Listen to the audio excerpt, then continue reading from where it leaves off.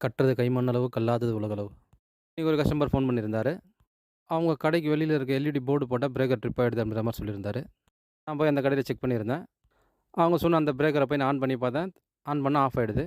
சரின்னு அந்த டிபியோட door open பண்ணிட்டு, அந்த பிரேக்கர்ல அந்த லைன எடுத்து விட்டு, பிரேக்கர் ஆன் பண்ணா அப்பவும் கீழ ஆஃப் ஆயிடுது பிரேக்கரு. பிரேக்கரே ஃபால்ட் ஆயிட்டுருக்கு.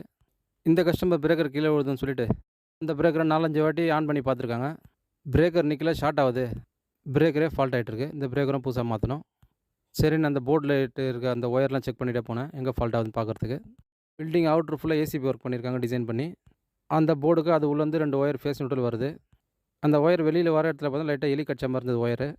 அந்த ஒயர் போர்ட் லைட்டுக்கு வெளில வர இடத்துல இருந்த ஏசிபி ஷீட்ட லைட்டா பிரிச்சுட்டு பார்த்தேன். உள்ள இருக்க ஒயர்லாம் வந்து எலி ஃபுல்லா கடிச்சிருக்கு. அது முன்னாடியே கடிச்சிருக்கு போல ஒயரெல்லாம். அந்த ஒயர்ல மழை தண்ணிலாம் பட்டோனே ஷார்ட் ஆயி ஒயர்லாம் ஒண்ணா ஒட்டிட்டுருக்கு. அந்த ஒயர்லாம் எடுத்துட்டு சரி பண்ணி குடுத்துட்டேன். அந்த ஏசிபி ஷீட்டுக்குள்ள பார்த்தீங்கன்னா, பைப்பே போடாம வெறும் ஒயர் போட்டு வச்சிருக்காங்க.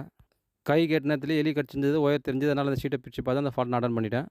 இதே உள் சைடு எங்கனா கடிச்சிருந்ததுன்னா ஒண்ணும் பண்ணியிருக்க முடியாது. ஷீட்லாம் பிரிச்சிருக்கணும் எல்லாமே.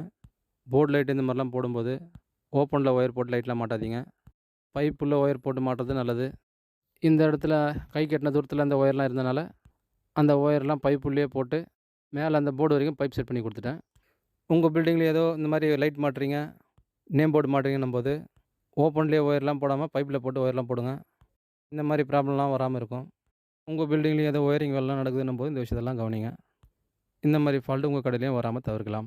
இந்த ஏசிபி ஷீட்டுக்கு உள்ள பார்த்தீங்கன்னா, 2 ஒயர் எரிஞ்சு ஒட்டிட்டுருக்கு. இன்னொரு ஒயர் கட் ஆயிட்டு அந்த ஷீட்ல புடிச்சிட்டுருக்கு. அதில எலி கடிக்கும்போது, ஏதோ ஒரே ஒரு ஃபேஸ் ஒயர் மட்டும் கடிச்சிருந்ததுன்னா சப்போஸ் எலி, அந்த ஒயர் அந்த ஏசிபி ஷீட்ல டச் ஆச்சுன்னா, அந்த கடையில இருக்கிற எல்லா ஷீட்லயுமே லைன் வரும்.